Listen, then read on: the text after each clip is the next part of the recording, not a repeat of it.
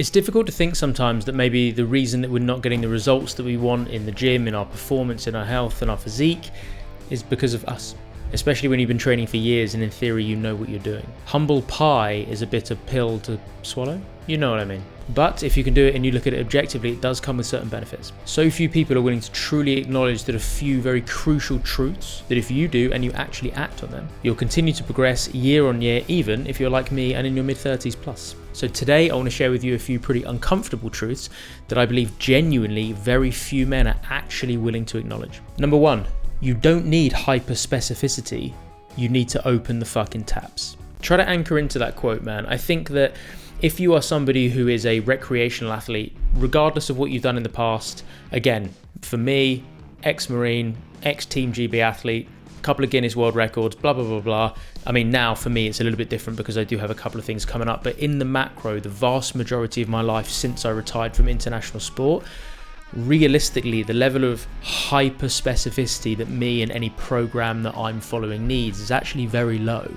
I can continue to benefit on a program that on the face of it is kind of generic. My first ever strength and conditioning coach that I was working with back in 2012, Will Badenoch, shout out Will Badenoch from Plymouth Performance Gym, told me a quote back then, which is now 12 years ago, that I still flipping remember now. And he said, the most generic program when followed with like white knuckled fucking intensity is going to bear and elicit better results than the most hyper specific scientifically designed program followed half-assed. The biggest dictating factor of success, in my opinion, this is fact now regardless of whether or not we want to look at it at all, but that's the whole point of the video, right, is application of effort. It's not whether or not your 1 rep max continuum is slightly higher on certain single leg exercises because of the specific and nuanced volume of a type 2B fast twitch glycolytic muscle fiber that you've had identified in your particular right quadricep. I think that taking a little bit of paralysis by analysis out of it, removing a bit of decision fatigue, finding a program that is in generalities consistent and congruent with the kind of thing that you want to improve upon, spending less energy focused on, right, well, you know, is that rep range going to particularly work for me? Or I've read that, you know, this particular athlete or bodybuilder or fucking influencer is doing 3 sets of this instead of 4 because of a volume tolerance and blah, blah, blah, blah, blah. None of that. Like, realistically, unless you are an Olympic bronze medalist and you're trying to get Olympic gold, at which point hyper specificity is obviously key. Unless you are in that paradigm, if you are like me and like pretty much everyone else that I believe watches this channel, and 99.999% of people who work out, somebody who does give a shit about their performance, health and physique, that's why you're, you know, watching me on my channel, but you have a job and a family and friends and a desire to enjoy life now and again, but your workouts and your training and the result that you're looking for is not literally the most important thing in your life that everything else is geared towards, unless you've got your own private chef, unless you've got your own nutritionist, unless you're getting blood work done once a month, unless you've got your own massage therapist that comes to your house 3 times a week, unless you are in that paradigm, like you're a flipping NFL player and you're prepping for a new contract that's going to be worth $120 million, unless that's the case, which again, the chances are if you're watching this, it's probably not, application of effort and tapping into a level of intensity that I truly believe that very few people either have access to or decide to access. You'd be doing yourself a lot of favors if you just realize that tapping into a high level of intensity with the stuff that you do is going to yield better results than trying to calculate based on the most recent research as to whether or not 8 reps is better for incline bench than 7. It sounds pretty brutal and it sounds like an oversimplification, and I am not that like super old school that we shouldn't worry about, you know, new things that come out that might actually be, you know, moderately relevant. But the fact of the matter is, if you're trying to get stronger or you're trying to get more aesthetic in regards to kind of like, you know, putting on a little bit of muscle mass, or you're trying to cut and get a little bit leaner, or you're trying to develop some endurance and stamina and capacity and cardiovascular ability, if you have a program that in generalities is geared towards that particular objective, working harder in that program and for that program with that program is going to be the best thing for you, as opposed to wasting time, effort, energy and money trying to find a fucking silver bullet and this magic program that gave this amazing influencer these great results, right? I made a video similar to this, kind of driving home that specific point. about a year and a half ago when I was talking about the fact that some people are looking for, again, I won't say everyone, but I'd say a lot of people are looking for a silver bullet, right? They're looking for that, magical flipping, Himalayan herb or the fucking Cameroonian grapefruit that they need to have at exactly, 10 a.m. on the morning of a fucking full moon. This stuff isn't going to have any bearing on your performance. The thing that really is opening the taps and imagining that there's a fucking gun to your head and being like, right, I've only got 4 different exercises in this workout. I've only got 4 different sets of each exercise in terms of like my working sets. Every single rep is something that you have to bleed for, and looking at it through the lens of, I only have 16 working sets to get a benefit from the stuff that I'm doing today. Having that kind of mindset around a program is going to give you far better results almost immediately, actually, and definitely kind of long term, than what grip you hold the dumbbells on a bicep curl, or the the angle of your shoulder on a lat raise. And again, these things can be relevant, but they only become relevant when we're already working in like the 85 to 100% intensity bracket. If you're fucking half-arsing stuff at 70% and you're walking out the gym every single time you leave and you feel absolutely fine, and rep 1 looks like this of a set of 10 and rep 10 looks exactly the same, and there's no decrease in speed by virtue of the fact that it's heavier or harder or whatever, you're probably just not working in an intensity bracket that's actually challenging you, and that's going to be the thing that holds you back regardless of what you're actually doing. Number 2, stop throwing glitter on your own mediocrity. This is more in reference to time, effort, energy and money you invest in other things. As an example, the number of people that say that their training is really, really, really important to them, and what they mean by that is obviously they love training, but the result that they're looking for and they're trying to elicit is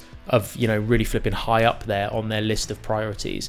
I believe that a huge proportion of people who lay claim to that objective would rather invest money in the newest merch or like a tight fitting t-shirt for the gym, rather than I'm going to buy slightly better food, or I'm going to invest in this supplement, or I'm going to get this sleep aid, or I'm going to get a massage once a week. Those things are actually going to improve your performance. These things, buying some new shorts or the newest fucking bejazzled Metcons, are basically going to make you look a little bit more interesting in the gym whilst you're performing at exactly the same level. Invest your money wisely, man. Like, I will lay claim to this pretty strongly, and I will give myself a little bit of a pat on the back for the fact that I've never really given a shit what I look like in the gym. One of the things that I've always found absolutely mind-blowing is the amount of money that some people spend on things like shorts or socks. To me, they are... I get a t-shirt, to be fair, because in terms like it's physique enhancing and it kind of show, like I get that, like you want to look good, but in terms of socks, fucking hell, basically if you're a runner, ignore this, that's not because that is actually relevant to performance in some way. But if you're training for strength or you're doing some functional bodybuilding stuff, and realistically, like being a good quality all-rounder, the stuff that you do in the gym, the socks that you wear is absolutely irrelevant. So again, like if you don't really care about this stuff and you acknowledge that this is all just recreational for you, then 100% you've got kind of carte blanche to just completely ignore me. Like, one of the things that my patience does wear thin on is people saying, I really want to improve my performance. I wish I could have a massage every week, and I wish I could have some body work because my body's always tight, or I wish I could afford this supplement, or I wish I could afford better food. But then they rock up in like fucking Sweaty Betty and like 400-pound Lululemon earrings, and I'm like, what are you doing? Like, why do you, like, what? I don't really understand the mindset. Like, I don't understand how you've calculated that is a better investment for your performance than that. Like, to me, it's just absolutely mind-blowing. So my advice, my second uncomfortable truth of the day, is that you might be investing your time, effort, energy, and especially money poorly.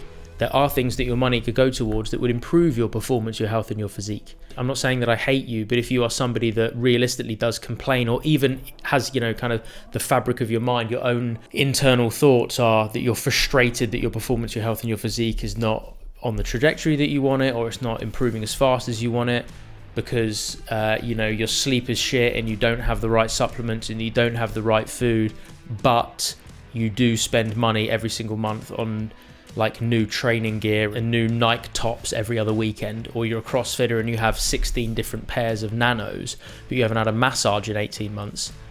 All I'm saying is, with love, maybe there needs to be a little bit of recalibration there. And third and finally, true preference immortalizes motivation. There are lots of different forms of motivation. There are lots of different things that we can do to peak it. Some people watch motivational videos. Some people like to, listen to heavy metal music while they're in the gym. Some people like to, for some reason, one thing that really flipping works with me is watching documentaries about the NFL. I don't know why. I've never even played American football, but there's something about it, like the intensity that those guys, train with, and the camaraderie and the flipping, brotherhood, and the way that they play, like the kind of the scenes in the locker room, the way they kind of celebrate, and the way that like the amount they're amped up. I watch it and it's got like a good amount of like injection of flipping uranium into my ball sack. My testosterone goes up 900 points and I'm like, I want to fucking train right now. So there are different things that we can tap into and they're all amazing, but realistically, every single injection of motivation does downregulate. It does decrease, right? We know that. That's otherwise we just watch Pumping Iron once when we're 7, and at 60 we'd still be seeing it clear as day, getting PBs on a calf raise. However, that's not the case. So trying to find a form of motivation that has the best longevity is probably a good pursuit. Again, within generalities of being fairly rational. If your preference is sitting down and watching Netflix, that's not to say that that's going to be the thing that gives you better aerobic capacity. So obviously train in a way that is moving you towards your goal. If you do want better cardio, I tell you what, I'll even be more specific. If you do want to be a better runner, but you just absolutely flipping hate the monotony of a road or an athletics track, but you really like being outdoors, why don't you just run on the hills and run on the trails? And like, is it going to be a bit more of a ball ache to drive for 20 minutes until you kind of get to somewhere that might be an appropriate venue for you to do that? Yeah, maybe. That's part and parcel of it, right? That's just an unfortunate kind of facet of life, is that doing the things that we enjoy might not always be on our doorstep every 5 minutes. However, if it's important to you, in my opinion, if I really wanted to improve my running, and that was the way that I enjoyed it most, I would rather have like even kind of like 1 or 2 run sessions a week. And even that would kind of like pique my motivation enough that I would probably still obviously train harder there and train harder on my road sessions as well. Functional bodybuilding wise, if you like want to build your chest, if there's a particular chest exercise that you like, to be honest, I just absolutely flipping hate like normal bench, but incline dumbbell bench, I can do it all day. It just feels a bit better on my shoulder, and to be honest, I just like the pump feeling. But just do that. Obviously vary the rep range, and obviously we've got to, there's a level of rational discernment here with everything I'm saying. Don't be an idiot with it, but be reasonable, right? Like the stuff that you enjoy is going to be the thing that means that you train a little bit harder as well. There's nothing wrong with selecting the things that you like and tying that in with future-proofing that. One of my favorite quotes ever: the greatest gift you can give yourself is permission to change your mind, right? So if you absolutely love, with that example, incline dumbbell bench, and then you do that and basically for like 8 weeks and you're like, to be honest, like results are kind of okay now, whatever, they are what they are, but I'm just a bit bored of it, then go do something else. Realistically, like that is something that really flipping needs to be a bigger part of the way that coaches coach, is ascertaining a level of preference and enjoyment from different movements. As an example, I fucking hate barbell back squats. I don't actually think they're bad. I think they can be incredibly good. Obviously, it's like considered the king of lifts by, a hell of a lot of people. I don't enjoy them. So when I self-program, I don't do them. And if I work with a coach, I say I don't like these. A, I don't enjoy them, and B, one of the reasons that I don't enjoy them is they seem to kind of really beat my body up. Like my body just doesn't really respond well to them. Like it hurts. So because of that, I don't do them. But there are other exercises that I can do that I actually really look forward to and that I enjoy the burn of and I enjoy the movement pattern that kind of give me the same results. So I just do those. Preference is a really underrated component of self-programming. And again, if you have a coach, just tell them. All of my one-to-one clients, one of the first things I do in the initial consultation is, right, give me your 2 favorite push movements, pull movements, lower body movements. Because you enjoying this is going to be one of the dictating factors of whether or not you're still doing it in 6 months. Not whether or not you're still paying me in 6 months, but whether or not you're still doing the program and how hard you're doing it. Because if you hate it, you're not going to go full throttle every day. Fact. So there we go, man. 3 uncomfortable truths that I truly lay claim to believing are very relevant and things that maybe people don't look at too much. So if any of this might resonate with you, fantastic. If it does, please let me know in the comment section below. If it doesn't, also please tell me. If you don't like any of this content, you disagree vehemently, please put that down in the comment section below and do anything you can to feed the algorithm. If you have not yet done so, make sure you subscribe. If you did enjoy this video, please do smash that like button. It takes you 2 seconds. It's incredibly beneficial for the growth of me and the channel. Any requests or suggestions of anything else you want to see, please put that down in the comment section below as well. And as always, stay strong, stay healthy, stay awesome, and I'll see you in the next video.